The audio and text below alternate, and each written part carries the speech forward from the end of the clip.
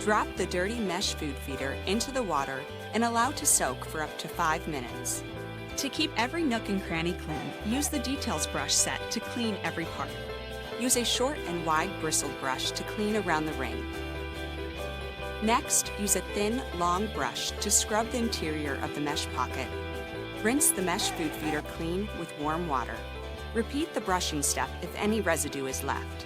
Finally, place the fresh food feeder on a drying rack until completely dry. Happy feeding!